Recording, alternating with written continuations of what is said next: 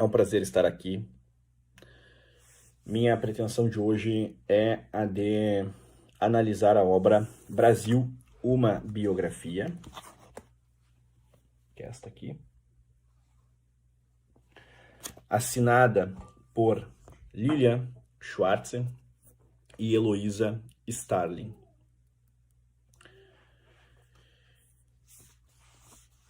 Todo trabalho que busca apresentar um período histórico definido por Fernand Braudel como um período de longa duração, inevitavelmente deixará lacunas. É inevitável que qualquer tentativa de apresentar a história do Brasil e os seus mais de 5 séculos acabe por deixar lacunas. Então eu não critico ou analiso o trabalho Brasil, uma biografia, pautando-me especificamente pelas lacunas que o trabalho tem, pois eu as entendo como uma condição inevitável, inescapável de todo trabalho que analisa um objeto tão vasto, tão complexo e com recortes tão específicos. Pensemos que só os autos da Inconfidência, os chamados autos da devassa, eles compõem por si só alguns tomos. E aqui, em Brasil, uma biografia, nós temos a tentativa de resumir também essas especificidades históricas dentro de um conjunto expositivo vasto. Então é inevitável que você tenha neste trabalho uma síntese, um recorte, ausências, porque ele sintetiza em um tomo um conjunto expositivo de outros vários tomos, de outros vários arquivos, e por aí vai. Então eu gosto só de evidenciar que o meu ponto de divergência ou de elogio a Brasil, uma biografia, não vem de um limite que eu entendo como óbvio. Caso a proposta fosse a de analisarmos a exposição sobre a história do Brasil de Sérgio Buarque de Holanda ou de Pedro Calmon, nós também encontraríamos limites, ausências, pois elas inevitavelmente fazem parte de uma exposição que tenta apresentar séculos de uma história, séculos de complexidades, séculos de fenômenos, de especificidades, de sociedades, ora convergentes, ora díspares.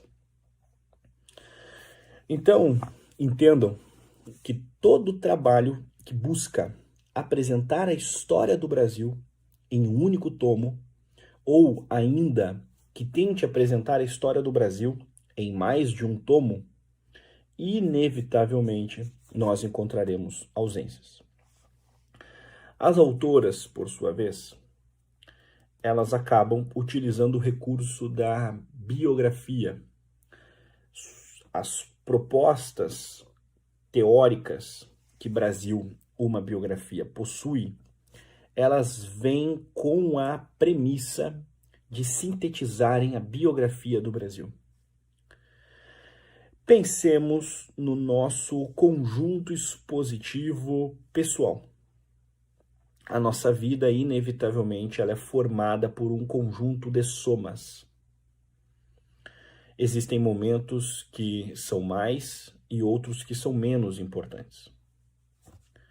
As autoras, portanto, apresentam a história do Brasil a partir do entendimento do que para elas é o mais relevante, é o mais importante. Além disso, a proposta do livro é a de sintetizar a biografia do Brasil a partir de algumas concepções teóricas, de algumas definições sociais e de alguns arquétipos. Ou seja, as autoras tentam refletir sobre o desenvolvimento da cidadania, sobre o desenvolvimento da violência, sobre o desenvolvimento de uma sociedade democrática ao longo dos 5 séculos de nossa história. Então, observem que as autoras têm algumas chaves prévias à leitura que elas estabelecem sobre a história do Brasil. Isto posto, é necessário que vocês entendam que as duas autoras buscaram refletir sobre a violência, por exemplo, e utilizaram a história do Brasil a partir de uma esquemática que para elas é uma esquemática clara, que adapta, que faz com que o Brasil tenha na violência uma marcação constante. Elas têm como ponto de partida a chave de que o Brasil, em 5 séculos, tem uma esquemática que está alinhada, que está desenvolvida com uma ou outra oscilação, mas desenvolvida de um modo constante. Para as duas autoras, o Brasil está em uma ascensão social.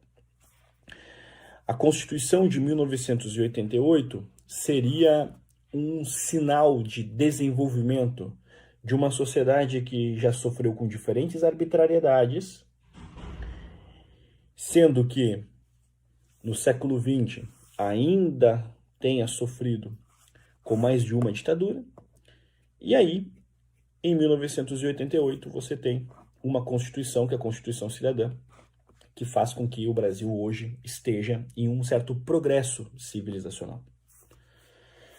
Então, para as autoras, nós encontraremos a história do Brasil, a sua biografia, que é marcada pela violência, que é marcada pela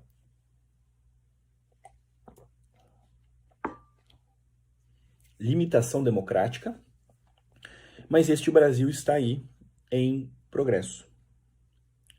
Isso não significa que elas digam que o Brasil atual é o apogeu da democracia, que o Brasil atual é um Brasil sem violência. Não é isso que elas querem dizer.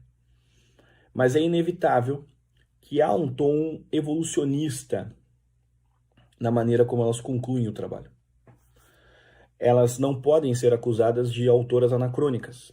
Elas não olham o passado com aquela percepção um pouco reacionária de que tínhamos ali o apogeu da sociedade brasileira e de que hoje nós temos apenas a queda. Elas não olham com essa perspectiva, elas olham com uma perspectiva um pouco evolucionista, otimista, percebendo que o Brasil está em progresso. Bem, há ainda a pretensão das autoras de colocarem índios, negros e mulheres como agentes da história brasileira, agentes diretos, como protagonistas. Acontece que as autoras erram, porque não há informações que de fato tenham elevado índios, negros e mulheres a este patamar de grandeza. Vejam só. Quando eu penso em história do Brasil, eu preciso narrá-la, assim penso, trazendo para a discussão, sim, a história do continente africano no século XVI, a história das diferentes tribos que compõem o Brasil no início desses anos 1500. E preciso, claro, discutir um pouco sobre a formação dessa Europa, especificamente desses dois países ibéricos que protagonizaram o nosso desenvolvimento colonial, principalmente Portugal. Ainda considero que é relevante que eu apresente, de um modo decisivo, qual era a história do catolicismo brasileiro e do catolicismo europeu durante esses desenvolvimentos de século. Por brasileiro, evidentemente, leia-se a partir do século XVI. E europeu, eu faria um recorte dos séculos XIV e do século XV. Percebam, quando eu falo de Europa e de catolicismo no século XV, no século XVI, ou ainda no século XIV, que é o tempo em que Portugal passa a ser o primeiro Estado Nacional da Europa, e eu falo sobre desenvolvimento católico, eu preciso, inevitavelmente, abrir uma discussão vasta que explicaria qual o clero que aqui chegou. Vejam só para ilustrar. Por catolicismo entende-se universalidade. Quando eu penso naquela definição de cristandade, eu falo de algo um pouco mais homogêneo, algo vasto, sem a especificidade, digamos, de recorte de Estado, de especificidade de um país, de algo que tem uma política muito própria. Terei marcações regionais, mas por cristandade, pelo menos no termo, entende-se alguma uniformidade. Quando o Estado português é consolidado no século XIV, o primeiro Estado Nacional da Europa, eu já tenho um Estado que surge em meio a uma outrora cristandade. Isto quer dizer que o advento dos Estados nacionais é sinal da crise católica. O catolicismo europeu dos séculos XIV, XV, XVI e, por que não, 17, 18, 19, 20, 21, é um catolicismo de profunda crise. Houve momentos da história em que nós tivemos antipapas. Nós estamos falando que pouco antes dos portugueses aqui chegarem, nós tivemos a chamada Guerra dos 100 Anos, nós tivemos o martírio de Joana d'Arc, nós tivemos 3 papas. Não que os 3 fossem, de fato, os legítimos sucessores de Pedro, mas nós tínhamos 3 papas que reivindicavam o trono, a cátedra de Pedro. Percebam que o catolicismo que chegou ao Brasil não é o catolicismo, digamos, de maior envergadura ou de maior sanidade ou de maior espiritualidade. Muitas vezes, inclusive, aprendemos equivocadamente que por Igreja Católica há uma certa uniformidade. Mas notem, há uniformidade na doutrina, mas nem sempre houve uniformidade no modo como diferentes padroados assimilaram o papel da igreja e executaram em nome da igreja certas práticas. Há uma diferença crucial no modo como o padroado francês e o padroado português, só para ficar só com os dois, entendiam a sociedade e a sua relação com o catolicismo. Então percebam que falar de igreja e falar de século XVI, de história brasileira, é falar de algo que estava aí no seio de uma crise. Nós estamos ainda, ao longo do século XVI, mas principalmente do século XV, percebendo que há uma sociedade que desloca. Há aquelas definições que, inclusive, dizem que é um tempo do antropoteísmo. É o homem no centro da própria experiência teológica. Bem, dentro desse recorte, como eu mencionei antes, você não apresenta só uma antessala do catolicismo, você também apresenta uma antessala da Europa. Formação de diferentes estados, quais as especificidades administrativas que os estados pontifícios possuíam, quais as especificidades administrativas que o grande cisma do Oriente acabou provocando, enfim. Então o catolicismo que chega ao Brasil não é um catolicismo que estivesse desvinculado no todo às especificidades do padroado. Existe, digamos, uma sociologia da igreja. Quando se fala da Europa, existem aí especificidades administrativas.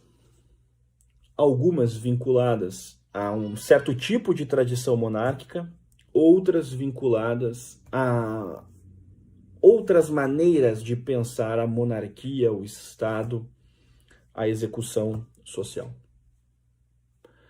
Terceiro aspecto, quando eu falo de continente africano, existe uma especificidade, claro, naquela relação que Angola e Portugal estabeleceram durante fases correspondentes à história brasileira ou até mesmo pretéritas à história brasileira.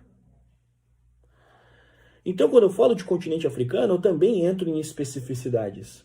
Não existe África. Existem Áfricas. Existem regiões. Nós não tivemos um tipo de escravo. Nós tivemos tipos de escravos.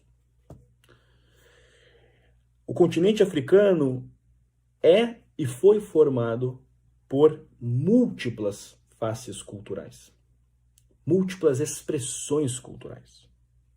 Há uma riqueza no continente africano que merece a justa relevância, o justo destaque. O mesmo ocorre com os nossos indígenas, organizados em tribos, no plural. Quando eu penso em tribos e quando eu penso em índios, eu pluralizo algo que muitas vezes aprendemos de um modo homogêneo. Só para ilustrar, existem diferenças cruciais nos índios guaranis e nos índios, por exemplo, tupis. O que significa tupi?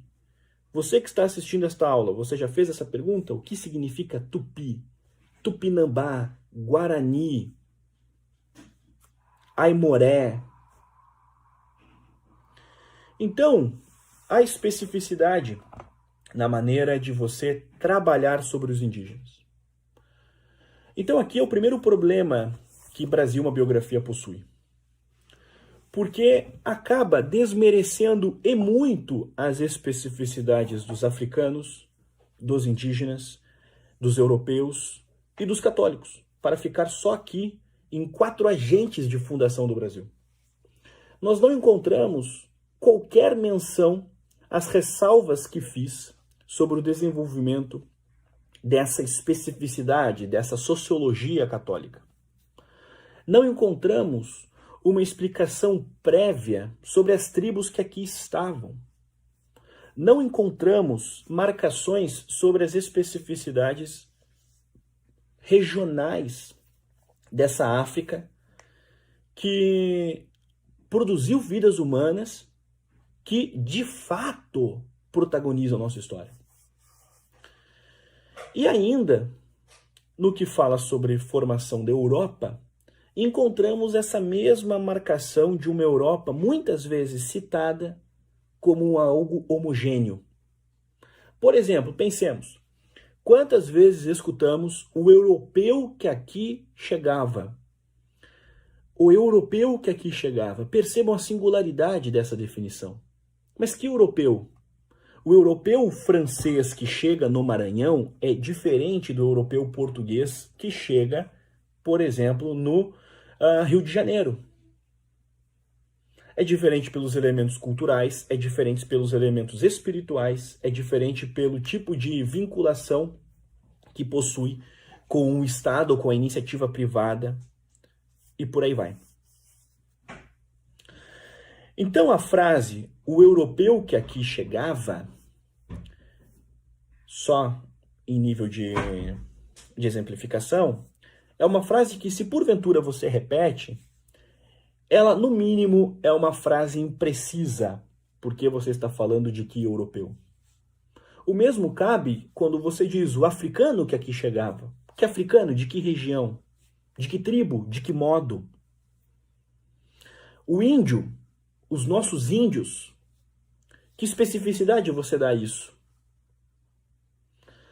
Ainda, quando se fala de escravidão no Brasil, eu também posso, evidentemente, ampliar e muito o arco de discussão. Existiam diferenças claras entre o tráfico negreiro, protagonizado pelo Estado português, promovido, sustentado, e o tráfico africano, produzido pela chamada iniciativa privada. Tem diferenças claras.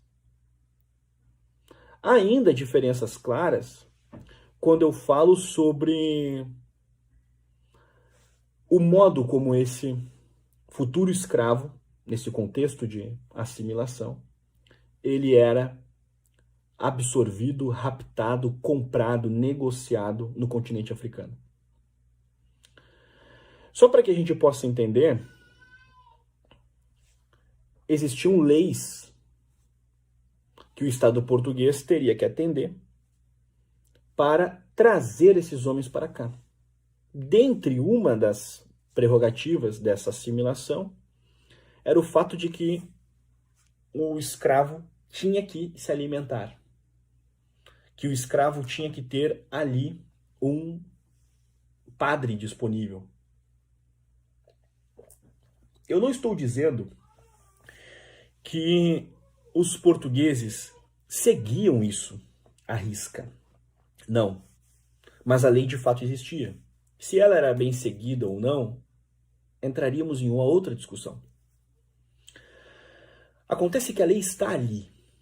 Nem todo o tráfico negreiro ele tem a mesma categoria.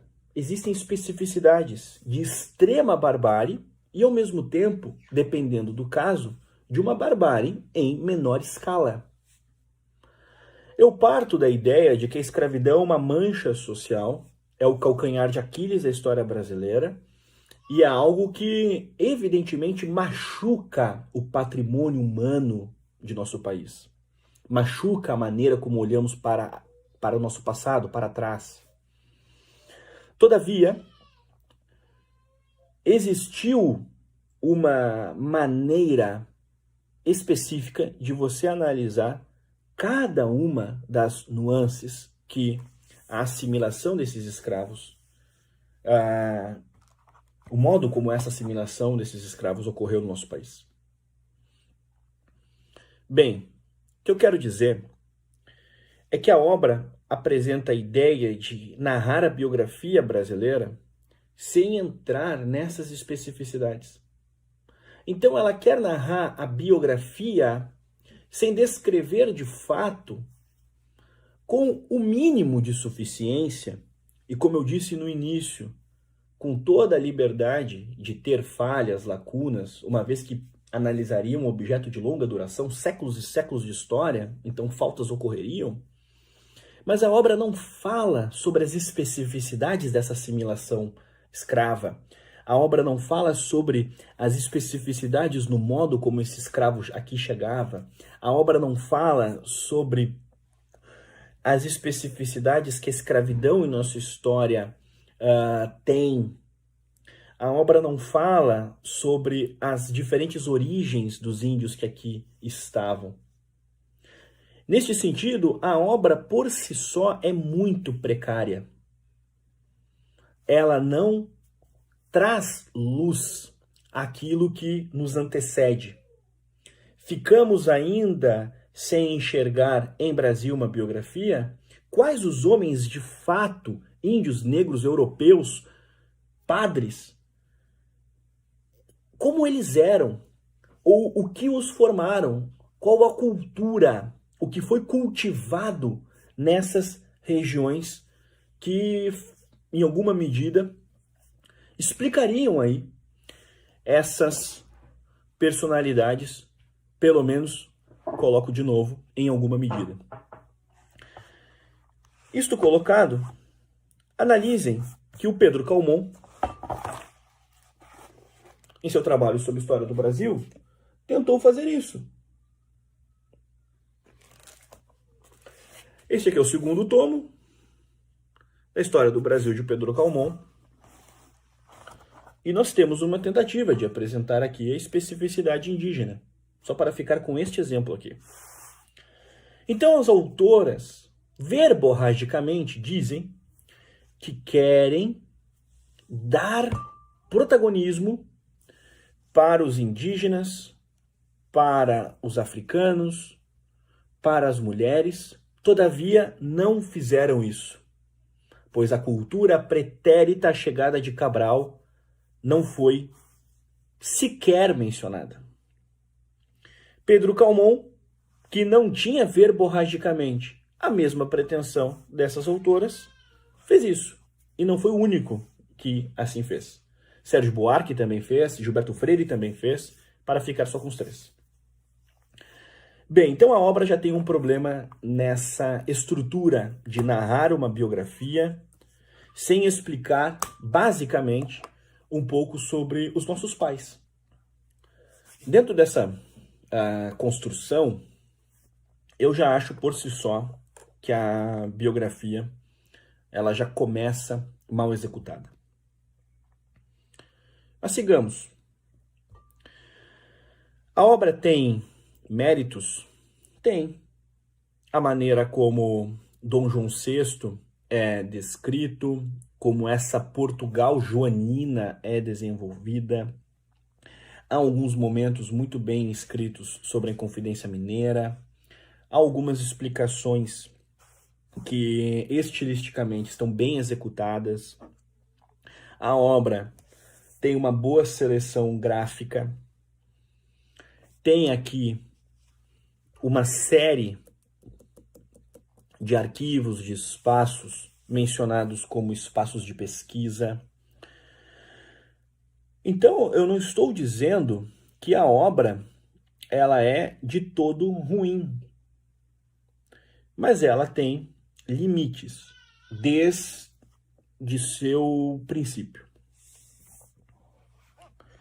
Há ainda alguns limites estilísticos.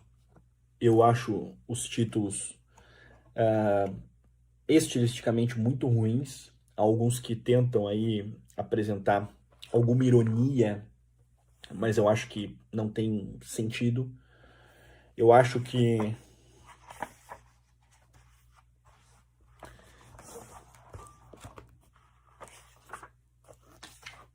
caso a caso, título a título, há alguns problemas. Eu não vejo uma marcação de valor literário. Então, ó, lerei alguns nomes, só para vocês terem uma ideia, e aí, com isso vocês estabeleçam aí os seus critérios, se gostaram ou não. Primeiro veio o nome, depois uma terra chamada Brasil. Este é o primeiro. Tão doce como amarga, a civilização do açúcar. Eu acho, por exemplo, esse segundo tão óbvio, tão fácil. Você pensa açúcar, doce, e aí coloca um contraponto, amarga, é um título óbvio. Toma lá da cá, o sistema escravocrata e a naturalização da violência. É ouro.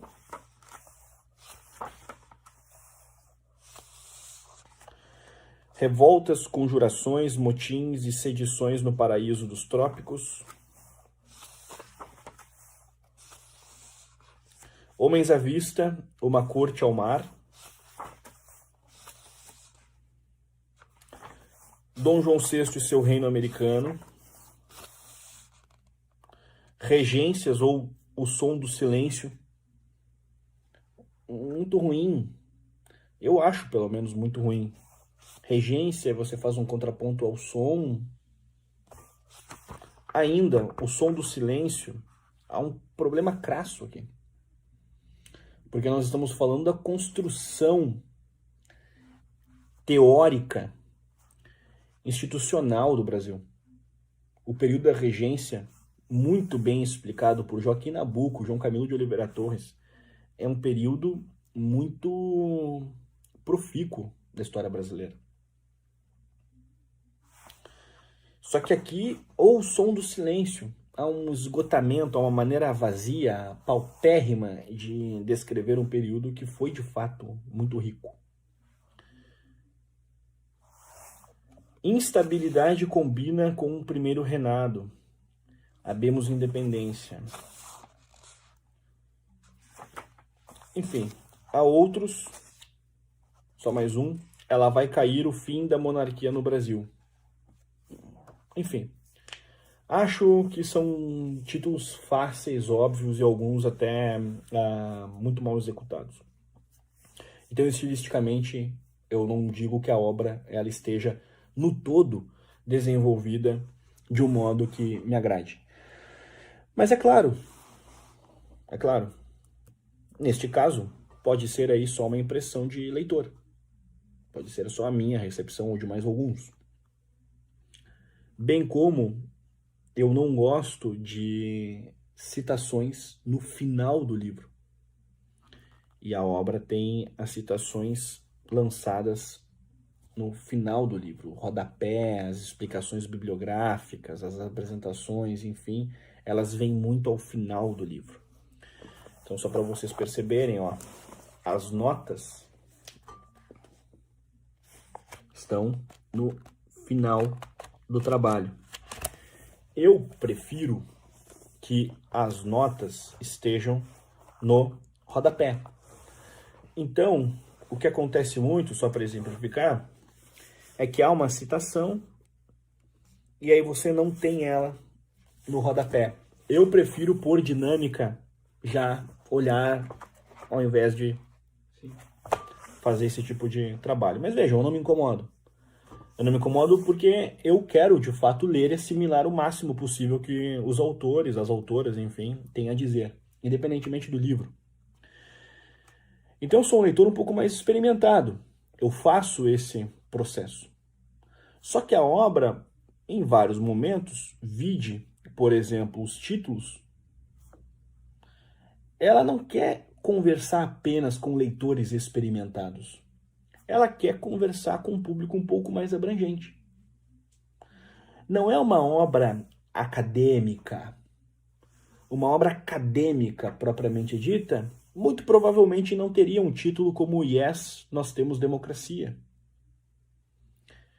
Então ela quer conversar com diferentes públicos. E aí, se o seu desejo é conversar com diferentes públicos, você inevitavelmente conversará com diferentes níveis de leitores.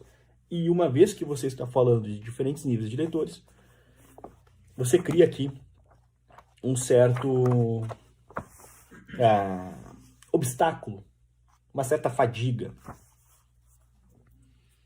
Bem, além disso, sigo aqui com os meus comentários. Se já falei sobre os erros pretéritos na maneira de estruturar a história do Brasil, há mais a se dizer.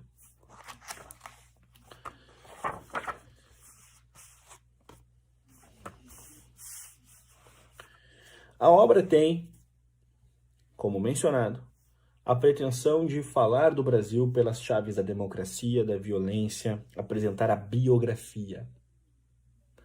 Se falamos de um país com identidades tão múltiplas como o Brasil, falar biografia no singular é também errado. Então vejam, existe o problema de não apresentar toda aquela antessala que fiz referência, e existe o segundo problema, que é o de singularizar a ideia de Brasil. Então elas falam de Brasil, uma biografia, de um modo muito singularizado. Mas ao mesmo tempo, estas autoras, elas defendem que a identidade ela é algo pluralizado. Então há aqui um paradoxo que não é bem resolvido no trabalho. Há aqui também uma apresentação conceitual de questões que são fundamentais para a boa assimilação da história brasileira. Familismo, patrimonialismo. E nesse sentido, a obra ela tem algumas boas colocações. Ela agrega também ao debate desses conceitos que são caros para o entendimento de como se estrutura a história política brasileira. Pensemos que ainda em 2020, o Brasil tem nas suas figuras políticas muitas vezes a imagem predominante de benfeitores. O político em 2020 ainda é visto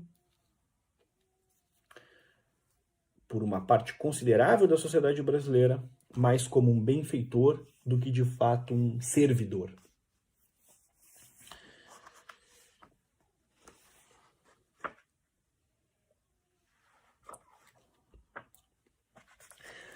É importante que se diga que as minhas divergências autoras, elas não se estruturam, por exemplo, em divergências políticas. O meu objetivo aqui é analisar especificamente o trabalho. O modo como elas pensam a sociedade brasileira, o modo como eu penso a sociedade brasileira é diferente, etc., mas isto em si não entra na proposta de minha análise. Esta análise, ela existe porque é uma obra que está aí em discussão, é uma obra de leitura ampla, é uma obra que os meus alunos perguntam com uma certa frequência. Dessa maneira, considerei necessário gravar este material.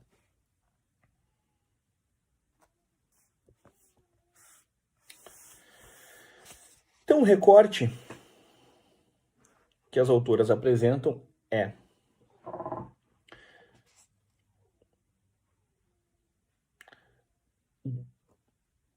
não vamos avançar de maneira sistemática, além do período que marca o final da fase da redemocratização, consolidada com a primeira eleição de Fernando Henrique Cardoso e sua posse em 1995. É nossa compreensão que a história dos governos de Fernando Henrique Cardoso e de Lula ainda está se fazendo e que um novíssimo período da vida do país está sendo aberto. O tempo presente é um pouco de cada um e, quem sabe, cabe ao jornalista anotá-lo com precisão e crítica. Fica combinado, portanto, que não se pretende dar conta de toda a história do Brasil. Vamos antes, e tendo em mente as questões acima selecionadas, narrar a aventura da construção de uma complicada sociedade nos trópicos, como dizia o escritor Mário de Andrade. Bem,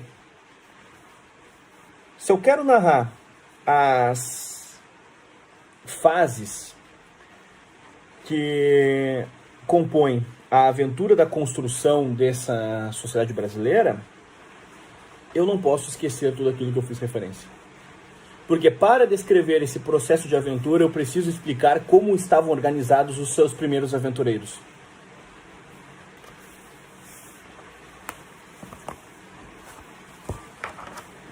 A obra utiliza um conjunto de fontes para explicar o período colonial, que é o período mais descrito ao longo do livro, até porque até hoje em nossa história é o nosso período de maior duração.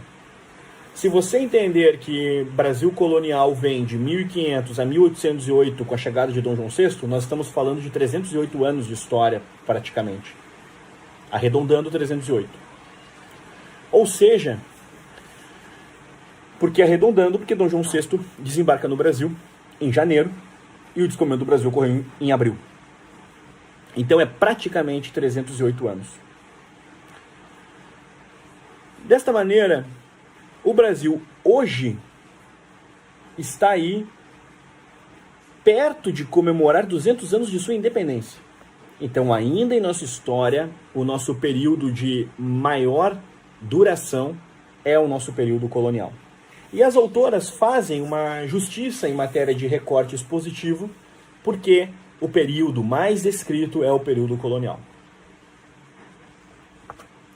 Elas utilizam como uma de suas fontes o Tratado da Terra do Brasil, a história da província de Santa Cruz, de Gandavo.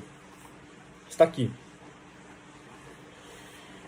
Eu tenho uma edição publicada pela Itatiaia, com comentários, uma introdução muito bem feita de Capistrano de Abreu, um de nossos maiores historiadores.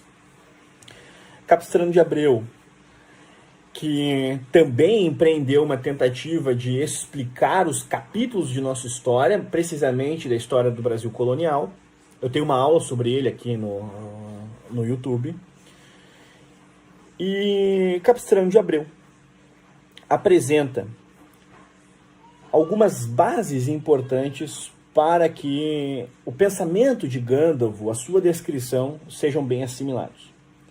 As autoras inserem Gandalf, todavia elas não apresentam algumas explicações importantes sobre quem ele foi de fato, o que ele esteve, o que ele empreendeu. Ele foi, só para ficar com uma exemplificação, amigo de Camões.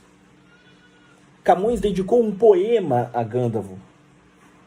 E as autoras não fazem referência alguma a isso. Na verdade, Camões é alguém tratado como se não tivesse nenhuma relação com a história marítima do Brasil.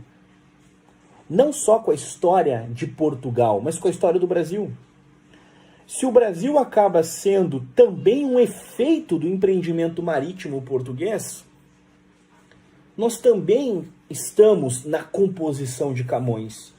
Esta é uma resolução óbvia, mas as autoras excluem o Brasil de tudo aquilo que faz parte de tesouros portugueses. Bem, se as autoras não citaram a formação dos estados nacionais, as especificidades religiosas, se as autoras não mencionaram as especificidades das tribos africanas, indígenas, é evidente que elas não fariam toda essa ressalva a Camões. Ponto. Mas a mais, Gandalf descreveu a história brasileira de uma maneira que o seu olhar, o seu relato, possuem o maior fundo de valor em seu texto. Ele não quis lançar uma interpretação da história brasileira. Há aqui um trabalho muito mais voltado ao relato. Ele descreve, por exemplo, a presença dos jesuítas em diferentes espaços de nossa sociedade, em diferentes regiões do Brasil colonial. Quando eu lembro de Oliveira Lima definia esses jesuítas como os homens de preto que formaram o Brasil. Joaquim Nabuco dizia que o Brasil deve muito de sua unidade aos jesuítas. Gandalf descreve que os jesuítas estavam em diferentes espaços desse espaço gigantesco, dessa colônia gigantesca, ainda a ser explorada, desbravada, conhecida. Notem que os jesuítas não possuem espaço nesse trabalho. Então vejam, quando eu falo de uma biografia e uma biografia de Brasil, eu não posso retirar os jesuítas como agentes de unidade colonial e, portanto, agentes da unidade nacional. As autoras fazem isso, é um recorte arbitrário, é um recorte pobre. Anchieta, Auspilcueta, Navarro, Manuel da Nóbrega ocupam espaços marginais na descrição de nossa história. E vejam só, Aspilcueta, Navarro e Anchieta são dois dos maiores responsáveis pela preservação da língua tupi. Questionemos, sim, vários contatos e desenvolvimentos desse Brasil colonial, as dores do parto dessa nova sociedade.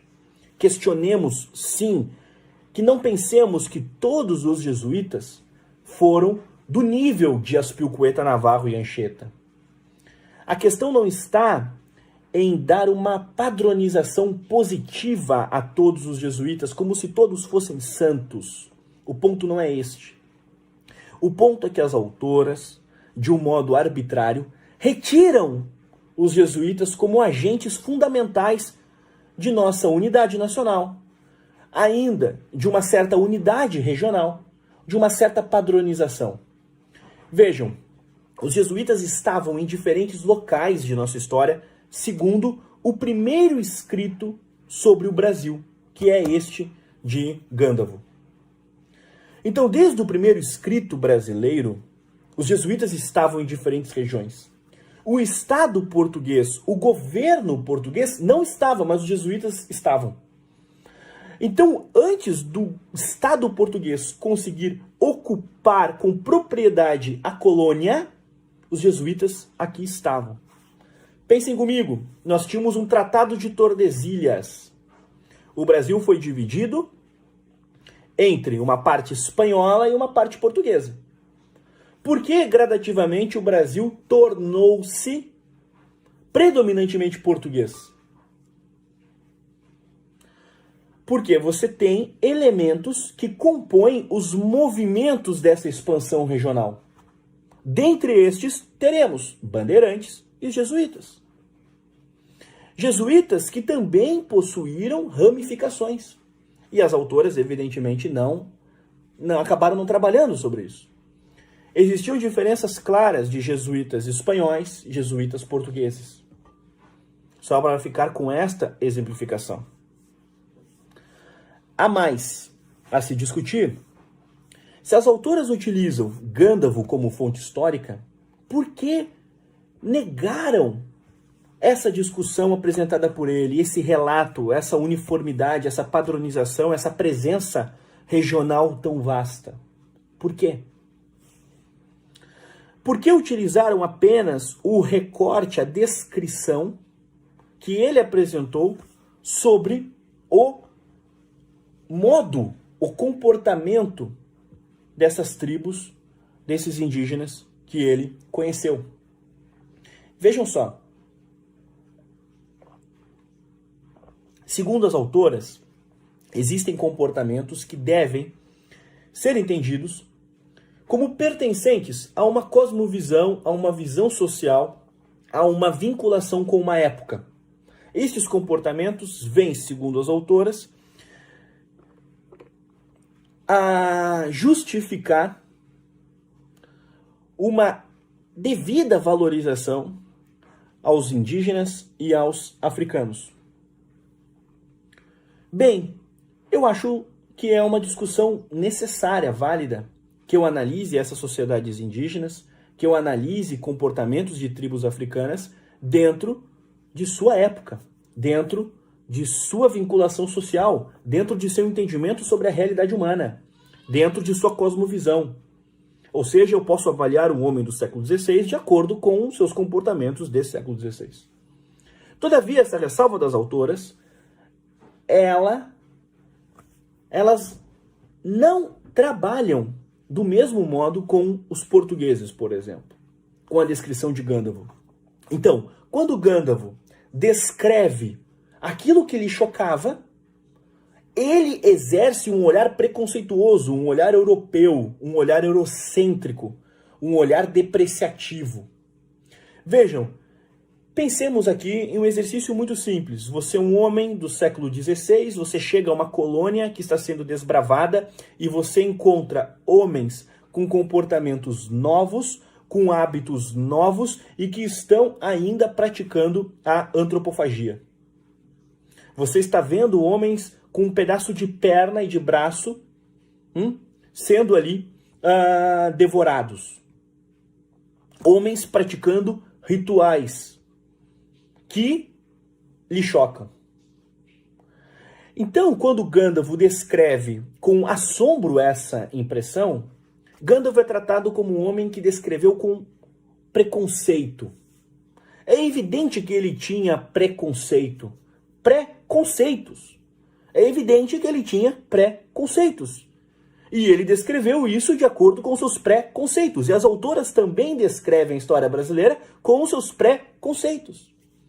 Preconceitos em reduzirem os jesuítas, preconceitos em reduzirem o olhar de Gandalf, preconceitos. Então as autoras denunciam o preconceito europeu e aplicam um preconceito de uma forma que não só reduzem a história brasileira, como ainda, de maneira arbitrária, selecionam as fontes de um modo que compõe a sua narrativa pré-estabelecida. Querem descrever que o Brasil foi formado por uma cadeia de preconceitos e violência, logo, a fonte Gandalf deve servir a estes elementos pré-estabelecidos. Elas não deixam com que as fontes de fato falem. Bem, há aqui um limite no modo de utilizar Gandalf. E qual é o valor de Gandalf? Amigo de Camões. Ele foi um homem que descreveu pela primeira vez, sob ponto de vista um pouco mais estruturado, o Brasil que ele enxergava. Então, uma fonte do século XVI que narra a história brasileira daquele período, segundo a sua perspectiva. Não significa que aqui está a verdade, mas significa que, segundo Gandalf, eram essas as suas impressões. E as autoras não trabalham sobre isso. O entendimento de uma cultura prévia, segundo elas, é prerrogativa apenas de africanos e indígenas, jamais dos portugueses. Os portugueses não podiam ter choque, os portugueses não podiam ter cultura prévia, os portugueses não podiam, porque sempre exerceram a zona de poder. Mas vejam só, quando você fala de zona de poder, você fala, portanto, em história do Brasil, de um conjunto de situações que devem entrar nessa discussão. Que de maneira gradativa os portugueses assumiram o controle dessa colônia, sim, eis um fato que é óbvio, que está na nossa narrativa histórica. Todavia, quando eu falo de século XVI, quando eu falo de início de século XVI ou de início de século XVII, eu preciso esmiuçar isso para poder, de fato, apresentar o que eu quero dizer por poder.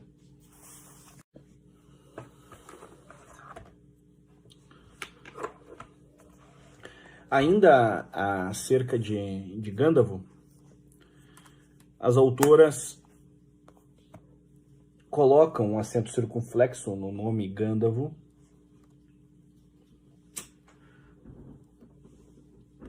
alterando sua grafia. De minha parte, eu não acho isso adequado, que você altere a grafia ou até mesmo a originalidade, a especificidade de uma fonte. Seja ela um nome próprio ou uma descrição. Eu acho bastante questionável que eu pegue um exemplo, um auto da Inquisição, e adapte a linguagem. Eu acho sempre mais apropriado que eu coloque uma nota explicativa, um rodapé, que eu coloque no bom pós-fácio, alguma explicação sobre o porquê dessa preservação, que certos termos querem de fato, o que você quer dizer com certos termos, um glossário, enfim, que você ache alguma alternativa, né? Eu não acho o mais apropriado que você faça essa alteração. Bem, as autoras, antes que alguém que já conheça o trabalho apresente um pretenso contraponto, como se elas tivessem analisado a história de Portugal ou a história da Europa, uma vez que elas falam sobre a conquista de Ceuta, uma vez que elas falam sobre a tomada de Constantinopla, eu digo que é muito pouco os comentários que elas fizeram. E ainda, esses comentários prévios a 1500 tem essa mesma marcação arbitrária que elas empreenderam na análise de Gândavo. Vejam só. As observações de Vespúcio causaram ainda maior impacto que as de Colombo, uma vez que descreviam cenas de canibalismo a partir de testemunho pessoal do autor, e, além disso, eram ilustradas por gravuras. A argumentação convincente de Vespúcio, acompanhada de uma narrativa visual igualmente sedutora, contribuiu decisivamente para a difusão de uma representação negativa dos nativos americanos como homens sem ordem e sem fé, sem noções de propriedade, território e dinheiro, ignorantes de instituições como a família e o casamento. Ademais, vinculou-se a imagem da nova terra a de uma gente decadente. Aí estava outra humanidade que parecia adormecida diante dos valores do velho mundo. Vejam, as duas autoras reduzem essa perspectiva de uma cultura que tenta interpretar outras culturas, de uma cultura que também se choca. E uma vez, e aqui o Ortega C precisa entrar na nossa galeria de autores, que você tem esse encontro, essa simbiose, você produz um fato novo. O Brasil, ele é produto desses choques culturais. Ele é produto desses preconceitos. Ainda dentro de certas especificidades, africanos e indígenas também tinham os seus preconceitos. Bem, temos juízos bem severos sobre os bandeirantes, principalmente aqueles que elas apresentam na página 48. Há uma maneira um pouco anacrônica com que elas descrevem essa chegada de Cabral. Por exemplo, essa chegada de Cabral significou um desastre para essas populações. Não há por que descrever apenas perdas em vidas, terras e na cultura. Não há história estática e contatos e mudanças continuam a ser feitos até hoje. Quando os ameríndios, com suas práticas, religiões e filosofias, têm ganhado maior espaço como atores sociais no país, a despeito de ainda representarem uma voz política bastante ignorada. Então elas tentam aí sanar dramas contemporâneos de índios, culturas que não têm uma voz social.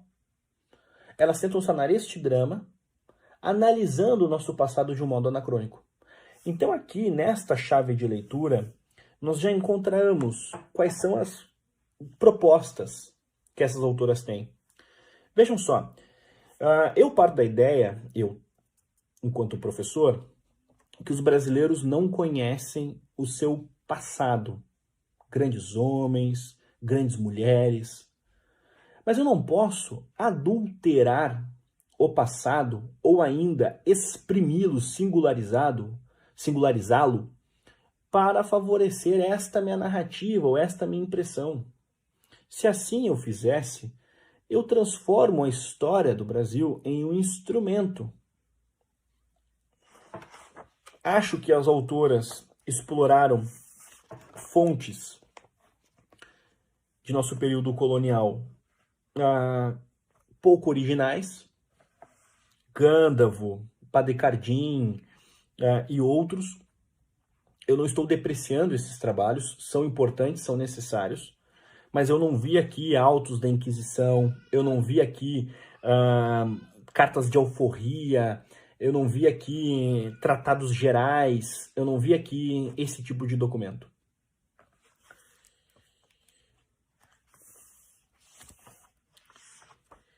Em questões como, por exemplo,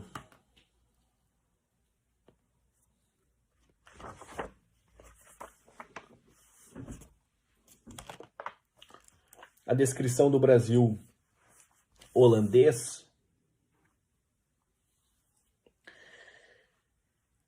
elas pecam pela generalização, bem como em outros momentos a obra peca pela generalização. As autoras elas possuem uma clara antipatia ao catolicismo e elas chegam a dizer que, calvinista, o conde determinou a liberdade de religião, foi tolerante com os católicos e, segundo consta nos documentos, também com os chamados criptojudeus. Elas estão falando do contexto do Brasil holandês, do conde Maurício de Nassau. Vejam, é muito discutível essa tolerância com os católicos.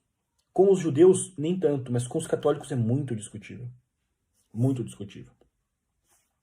Mas elas apresentam já uma resolução, sem demonstrarem aqui toda uma discussão que de fato existe na historiografia brasileira, se essa tolerância ocorreu ou não.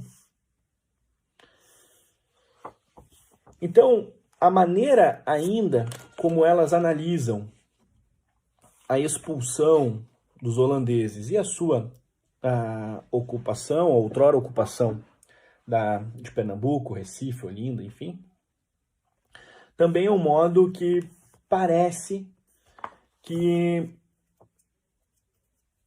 o ranço ao catolicismo fala mais do que a pena propriamente dita. É claro que foi um período de avanços em alguns aspectos. É claro que estamos falando, por exemplo, de Franz Pouste, que é o nosso, talvez o pintor de excelência de um Brasil dessa época. O Brasil tem aí um legado estético de ter uma representação de como estava formado em algumas regiões do século XVII. Então tem uma série de valores que, de fato, esse Brasil holandês merece. Todavia, eu acho que há aqui uma maximização disso, e não uma discussão. E a maximização entra em tal medida que negros, indígenas, quando eu falo, por exemplo, de Felipe Camarão, isso não entra no debate. Existem para as autoras negros e indígenas que são mais negros e indígenas do que outros. Então, quando você fala de que a expulsão dos holandeses ela também foi protagonizada por índios e por negros, você está falando de algo que amplia a discussão. Eu não posso maximizar, romantizar, eu não posso pegar a experiência de Guararapes e dizer que ali nós temos uma sociedade igualitária, que nós temos a miscigenação mais harmoniosa que a sociedade humana já experienciou. Não, eu não preciso trabalhar com essa hipérbole. Mas, ao mesmo tempo, eu não posso reduzir isso a praticamente nada, ou apenas uma romantização, como elas bem insinuam. Há erros de proporção dos mais diversos ao longo do trabalho, e alguns muito crassos. Quilombos existiram enquanto perdurou o escravismo. Certo. Tendo sido a submissão somente um dos efeitos de muita coação. Não há escravidão boa ou má, portanto não há escravidão melhor ou pior. Elas erram aqui. Há um erro de proporção. Porque vejam, quando eu penso no mal ou no bem, existem níveis de mal e de bem. Se eu penso em um escravo que tem um nível de tratamento, ainda que a escravidão seja um mal, é um mal aplicado em uma escala. E assim progressivamente. Se um escravo, por exemplo, a Kátia Matoso apresentou, ele chegava a ter escravos, mesmo sendo escravos, a sua condição de escravizado, e eu acho que as autoras acertam muito nisso, de usar o termo escravizado como algo a estar presente na retórica, porque escravo fala de uma condição muito maior, que toca inclusive em elementos religiosos, em elementos, dependendo do contexto, até inatos. Numa concepção religiosa, você é escravo do pecado. Numa concepção, por exemplo, de devoção à Nossa Senhora, você é escravo de Maria, e por aí vai. As autoras utilizam o termo escravizado, eu acho que elas são muito felizes nesse sentido. Mas elas erram quando elas não falam de um modo proporcional sobre o quê?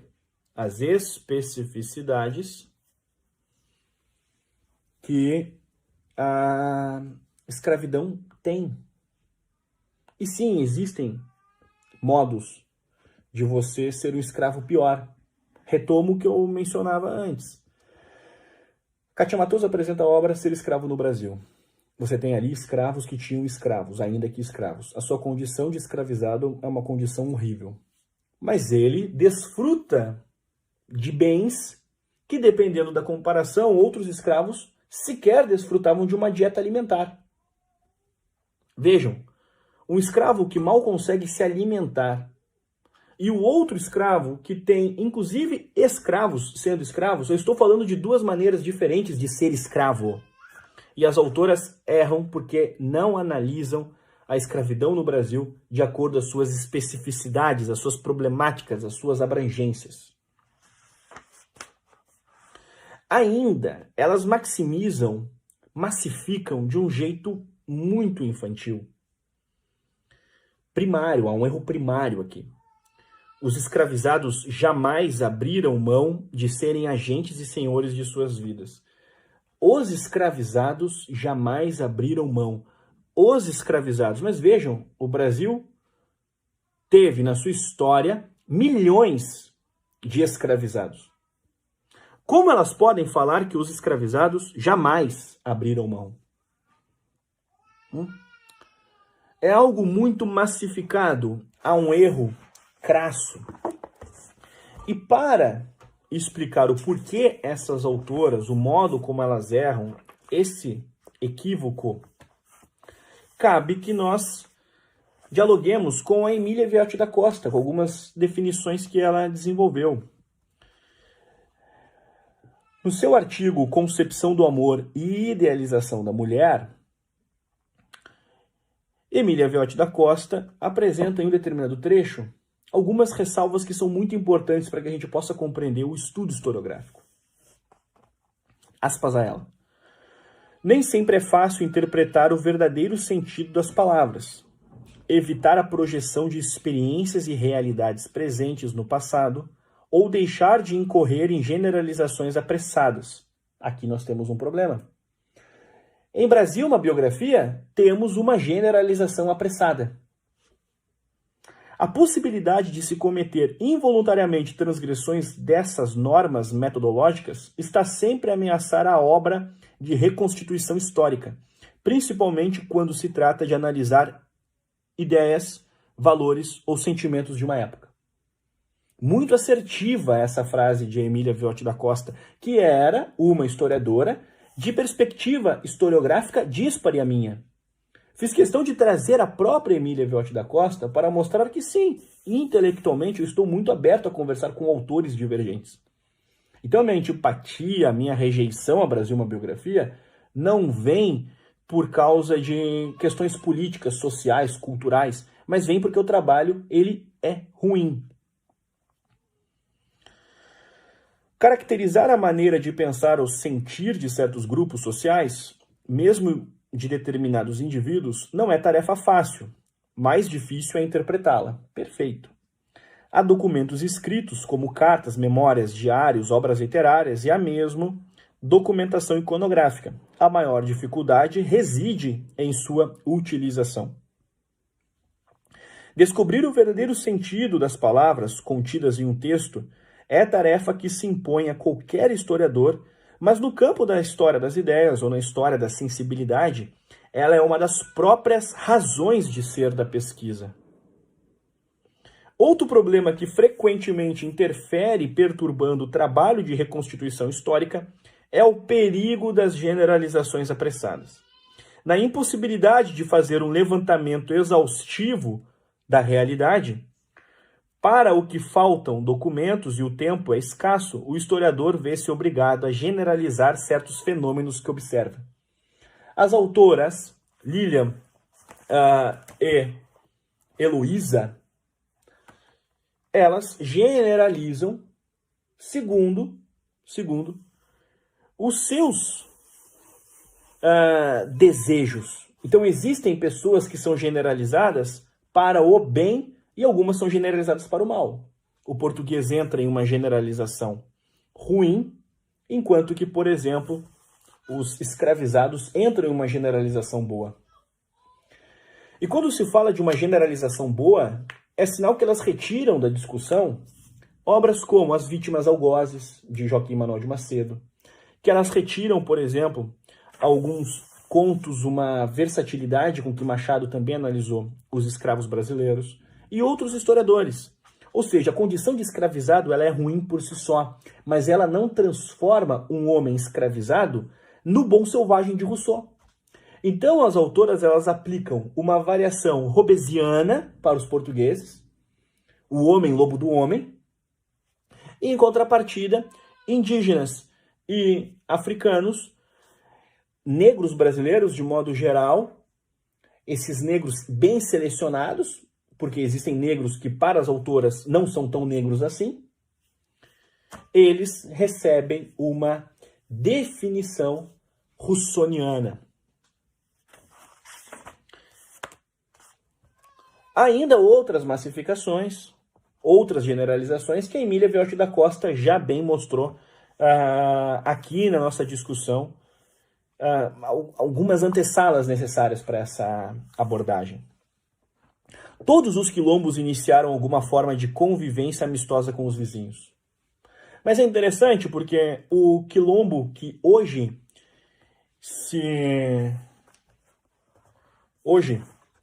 no bairro do Leblon, nós tínhamos um quilombo ali, que a Princesa Isabel era muito vinculada.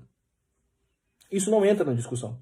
Então todos os quilombos, aqui nós temos um erro crasso, todos os quilombos, é uma generalização intencional, arbitrária, infantil, de carência metodológica, de carência de pesquisa. Ponto.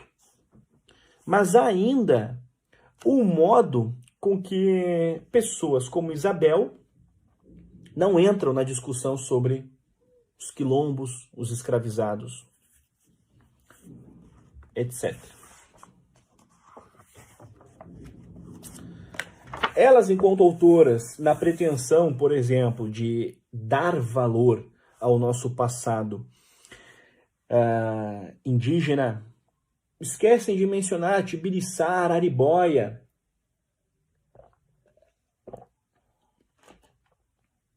Esquecem de mencionar, por exemplo, Chico Rei, escrito por Agripa Vasconcelos, sendo Chico Rei apresentado de uma maneira até um tanto mitológica como construtor da igreja de Santa Efigênia, a mais alta de Ouro Preto, dependendo do recorte arquitetônico, a mais imponente. Quem já foi para Ouro Preto sabe a ladeira de Santa Efigênia, onde ela está localizada.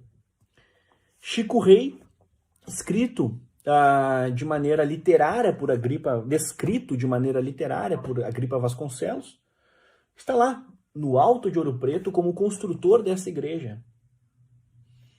Todavia, Chico Rei não é mencionado, mas a igreja de Santa Efigênia ela é. Então as autoras querem dar relevo a africanos, negros, indígenas, todavia elas demonstram que têm um conhecimento muito limitado sobre negros, sobre indígenas, sobre o passado dessas tribos antes dos portugueses, o passado dessas sociedades africanas, que elas demonstram uma certa seletividade, porque José do Patrocínio, Chico Rei, Chica da Silva não estão aqui no terreno da discussão.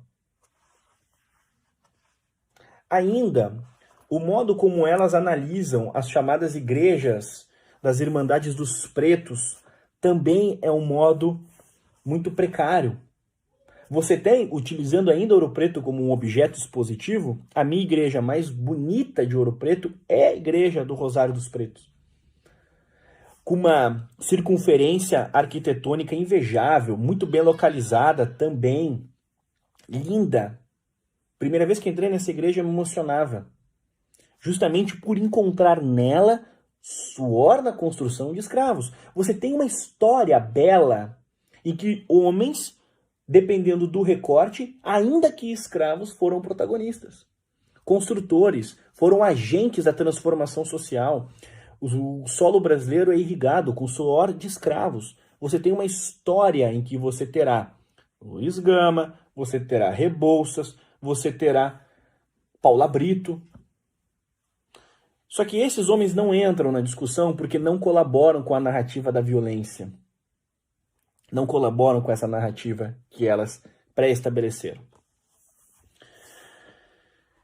Há um mau uso de alguns autores, como por exemplo Oliveira Lima, que é citado já na abertura do capítulo 8, só para fazer um apontamento de que elas utilizam Oliveira Lima aqui como um símbolo, mas de um erro no modo como elas selecionaram algumas citações. Dom Pedro abdicou melhor do que reinou. Aí que a gente entra aqui no Dom Pedro abdicou melhor do que reinou, a gente pode dizer assim, tirou isso de onde? Não há uma discussão historiográfica aqui. Você não vê as autoras analisando Dom Pedro I, por exemplo, na comparação com outros intérpretes deste mesmo imperador. Você não vê uma discussão historiográfica entre elas e Otávio Tarquínio de Souza, João Camilo de Oliveira Torres e outros. As autoras, elas apresentam sentenças mal exploradas, e não se trata aqui de uma defesa de Dom Pedro I. O que eu quero mostrar é que não há uma discussão historiográfica. Então a obra quer, ao mesmo tempo, apresentar uma biografia da história brasileira, a pretensão é muito alta, só que de um modo tão reducionista, tão pobre. Mas, professor, elas desejam conversar com maior quantidade de pessoas. Sim, só que vejam, se querem conversar com a maior quantidade de pessoas, você, em algum momento, você apresenta que quer incluir essa maior quantidade de pessoas. Então você conversará ora com eruditos, ora com pessoas que não são tão eruditas, e por aí vai. Só que elas não conversam com a maior quantidade de pessoas, elas conversam só com um padrão de pessoas. Os eruditos não entram aqui. E eu não estou me apresentando especificamente como erudito, mas eu estou me apresentando como alguém que tem leitura sobre a história brasileira. E eu não consigo encontrar uma discussão historiográfica aqui, no mínimo, razoável. E não se trata de um ataque, se trata de uma análise apresentada aqui em aula de um trabalho que é pobre.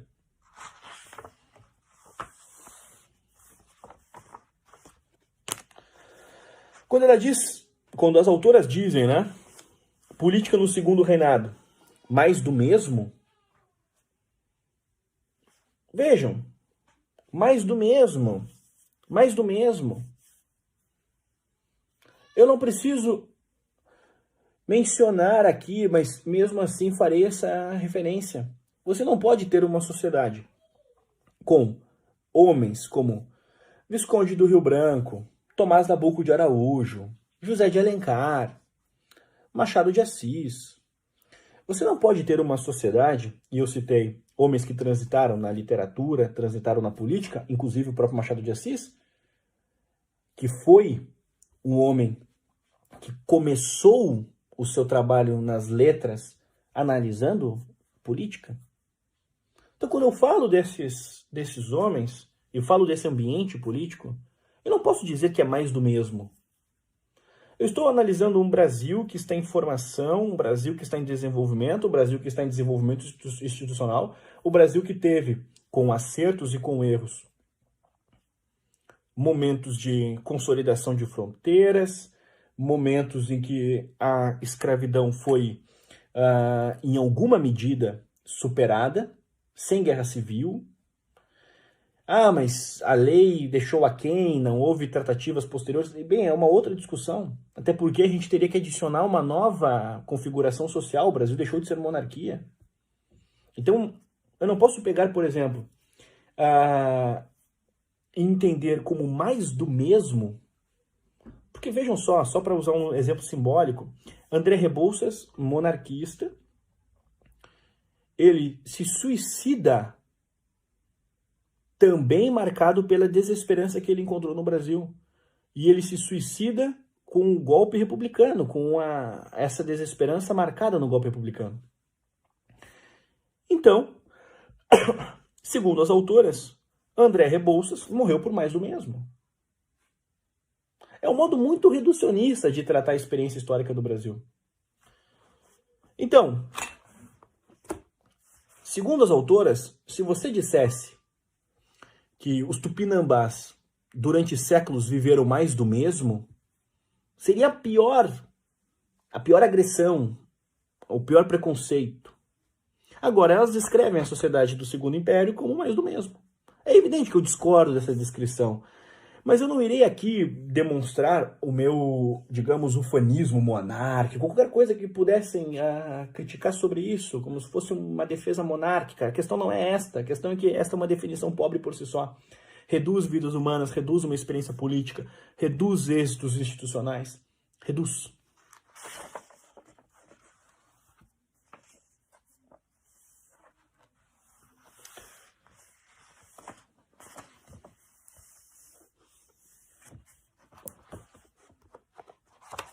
Bem,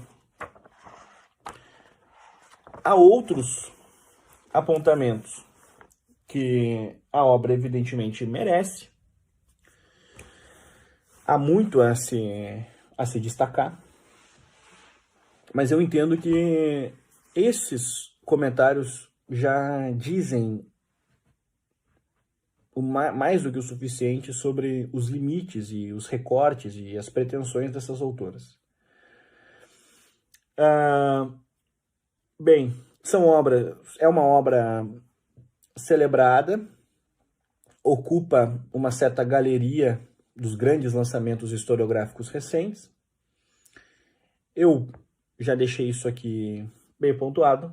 Acho que essa maneira elogiosa com que o Brasil, uma biografia, é descrito é uma maneira questionável. Bem, eu acho que por hoje são esses os comentários. A obra tem aí pretensões prévias, a obra não descreve a antessala histórica do Brasil, a obra, em alguns momentos, ela é massifica, em outros momentos ela é muito tendenciosa, a obra tem bons momentos, a descrição do período joanino no Brasil e, inclusive, a fuga e, ao mesmo tempo, a estratégia de Dom João VI, que ora é uma fuga, ora uma estratégia brilhante, você tem esse limiar, essa tensão, elas descrevem muito bem essa tensão, descrevem muito bem alguns momentos da Inconfidência Mineira. Então eu não estou dizendo que a obra ela é marcada só por generalizações, só por pobreza textual, não é isso. Mas há sim arbitrariedade no modo do uso de fontes, há sim generalizações, assim para as autoras negros e indígenas que são mais negros e mais índios do que outros. Assim, durante o trabalho, um destaque muito grande a certas expressões culturais, enquanto que outras já não recebem o mesmo destaque.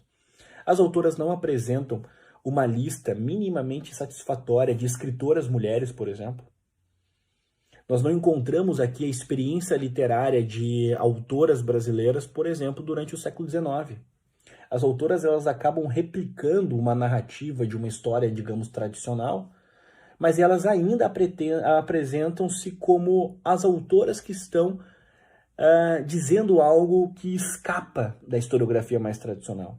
E elas não mencionam de um modo adequado uma lista razoável de autoras, por exemplo, desconhecidas, ou de autores regionais, ou de uma história um pouco mais expandida. Não. Então, as autoras elas acabam descrevendo a história da mulher no Brasil de um modo também profundamente limitado. Elas não analisaram essas mulheres como também construtoras dos engenhos, como também matriarcas, como também empreendedoras. Teremos mulheres empreendedoras ao longo de nossa história. Então, assim, você tem um modo de adaptar o Brasil às narrativas que empobrecem a nossa discussão historiográfica. É o Brasil do patriarcado, é o Brasil do reducionismo arbitrário, é o Brasil de uma precária seleção de fontes, é o Brasil de preconceito só para um lado, é o Brasil massificado para o bem e para o mal, um Brasil maniqueísta. E desculpem, a vida humana ela não pode ser dividida e analisada de um modo maniqueísta. Você não é do bem ou do mal, o bom, o mal. E o modo aqui é um modo muito empobrecedor. Então, digo, Na galeria das interpretações brasileiras, é uma obra que deixa muito a desejar, tem limites claros, erros interpretativos crassos.